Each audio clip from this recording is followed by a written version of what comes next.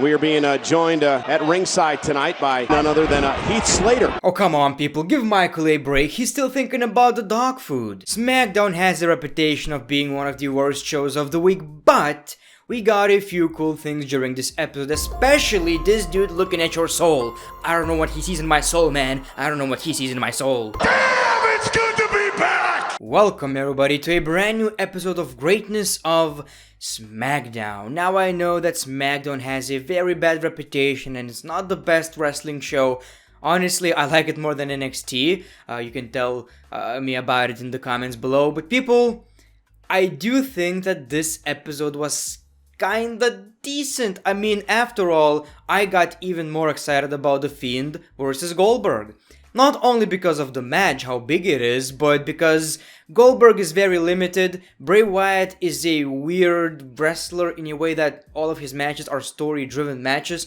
It's gonna be interesting. I'm just saying that it wasn't the worst SmackDown I've seen, although Ziggler with a fedora gives me nightmares. But let's begin from the start. The show kicks off with the Usos. They take shots at Miz and Morrison, and then they bring out the WWE SmackDown Tag Team Champions, The New Day. This was actually a pretty funny segment. The New Day complimented the Usos, and then the Usos complimented the New Day, but after every comment, they had to take shots. Thank you for keeping these titles warm. Well, you are 6-time Tag Team Champions, and we are 7-time Tag Team Champions. You get the point. We're gonna see that match for the 156th time. Miz and Morrison interrupt, and they've got a very good promo. Their classic Be Jealous promo. They introduced us to Dolph Ziggler and Robert Roode, and Ziggler looks like a part of a tag team, man. He's even dressed similar to The Miz and John Morrison. All of these guys are like the best friends in real life. I want Dolph Ziggler to be in a faction with these two. I really do, man. Just look at this. Roode is wearing his old attire again, and honestly, it looks better on him. I'm not gonna lie, I didn't like the tights. And of course, we got an 8-man tag team match. The Usos and the New Day versus Robert Roode, Dolph Ziggler, John Morrison, and The Miz. A pretty cool match, obviously fast-paced. We got the Usos, we got the New Day, we got John Morrison. Cannot go wrong with these people in the ring. So that was pretty entertaining, and I liked it because we haven't seen that match before, which is a shock when it comes to SmackDown. Now, I don't know if that's the case, but the Usos won a match with a super kick. So is that a finisher right now? I don't know.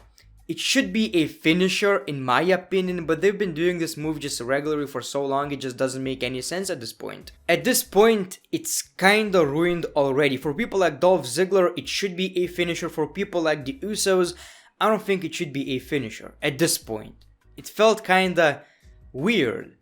Now, obviously they won the match, and that was basically it. The rivalry continues. We're gonna see Miz and Morrison versus the New Day for the titles. But you see, people, because the Usos challenged the New Day, maybe there's a possibility that Miz and Morrison are not gonna win the championships. And that would be really disappointing. Drew Gulak stops Daniel Bryan backstage and he says he has some tips. He noticed Bryan had some holes in his game during his match against Heath Slater. Gulak says he got pointers from watching Bryan's match. He even prepared a PowerPoint presentation. Heath Slater heard his name and he challenged Daniel Bryan to a match because he's angry that he lost last week. So last week, Daniel Bryan was actually acting like a heel in the ring. This time, it wasn't the case, and I'm gonna talk about that in a second, but it feels like WWE wanted to basically turn every guy who got beaten by The Fiend heel, but Daniel Bryan didn't necessarily change.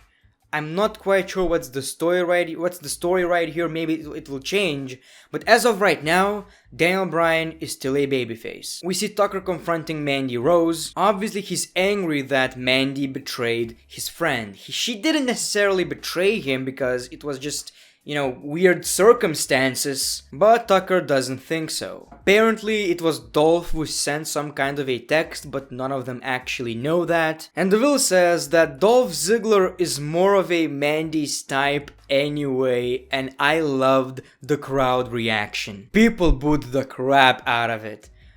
Otis is one of the biggest WWE stars right now. Can you believe that? And the man is nailing it, like he's a great actor. I cannot imagine this guy talking like a normal human being, at all. I love his character. I think he's doing a great job. Dolph Ziggler is doing a great job. The story is weird though because Mandy should not be that stupid. Like, she should see what Dolph Ziggler is doing right here. It's weird, but obviously it's wrestling. During the Lacey Evans interview with Renee Young, she revealed that she will be at Elimination Chamber in a 6-women Elimination Chamber match, and she wants the SmackDown Women's title. So here's the thing. We are getting a #1 contenders match for the Raw Women's Championship, and we are also gonna get a #1 contenders match for the SmackDown Women's Championship. Both in Elimination Chamber matches. Don't you think we should get something for the men as well? Like, I want to see a WWE Championship match. I want to see the Universal Championship match. You know, I don't know how I feel about it. I'm not angry, it doesn't bother me that much, but I really hope we're gonna get something even more important, like a championship match for once. We got a Symphony of Destruction match, Braun Strowman and Elias versus Cesaro and Shinsuke Nakamura. I'm pretty sure you think I hated it, but I actually enjoyed it. At first it looked silly, I admit it looked absolutely silly.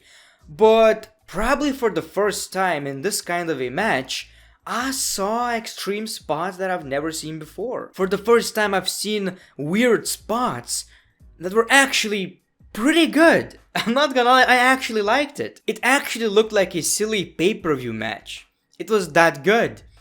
And it might be an unpopular opinion, I don't know how the community feels about it, but let me know in the comments below, was it really that bad? Braun Strowman and Elias won the match with a very good spot. And then of course we got the Bella Twins. It got confirmed that these two are going to be in the Hall of Fame. First of all, yes, they deserve it.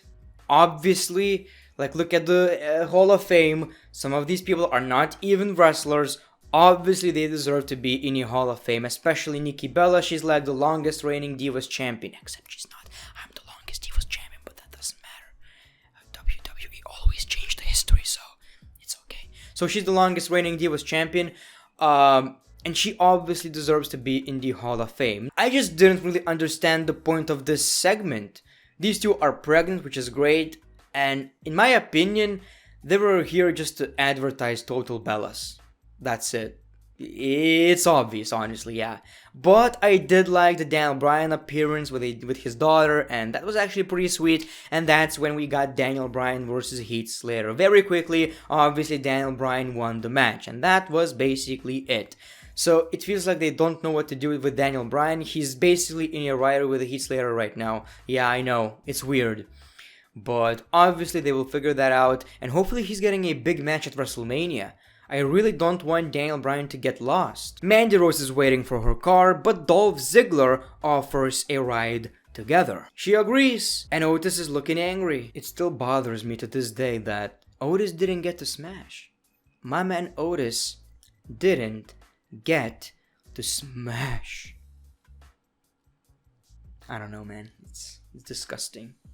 It's disgusting. And we got a bunch of flickering on the screen, and obviously we are getting some kind of return or debut, whatever.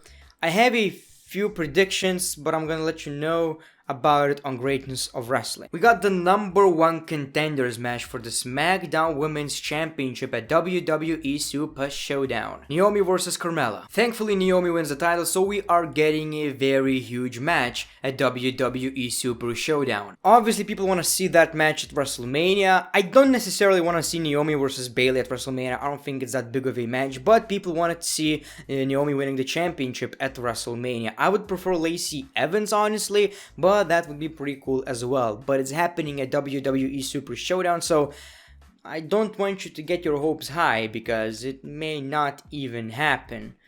You know, at WWE Super ShowDown, yes, we do get title changes right now, but in the past, it wasn't the case. By the way, wait a minute. I've just realized only now that we are getting a women's championship match at Super ShowDown. You get what I'm saying? A women's match at Super ShowDown for the championship. Man, it took a while, but wow, didn't realize that, honestly. Totally forgot about it. Man, we're gonna get a bunch of interesting attires. And of course, then we got the Goldberg segment. So Always fun seeing the entrance, man. I like Goldberg. Who doesn't like Goldberg, man? He talked about The Fiend, about their upcoming match. You're next! You get the point. We got Bray Wyatt. Bray Wyatt introduced him to his, family. But there's someone else that really wants to meet Goldberg. And we got The Fiend. Goldberg was actually pretty good in this. He was like, okay, you're behind me. And we got his spear. We actually got his spear, but then Bray Wyatt disappeared. This may be an unpopular opinion. Obviously, I'm glad that WWE got rid of the red lighting during matches, but in these kind of segments, I honestly believe that it would help. It would set up this different kind of atmosphere, and honestly, it made Bray Wyatt even more special. I hate that during matches. During matches, they should probably just remove the lighting from the crowd and turn it red. But what's inside the ring is normal. I feel like that's a great idea, and it's weird that they never figured that out. But anyway, you get the point. Not the best show I've seen, not the worst show I've seen. I'm gonna give it 6 out of 10. Thank you for watching the video. Like this video if you enjoyed, subscribe if you haven't. And as always, the great one, peace, love, and hugs. It's been a pleasure.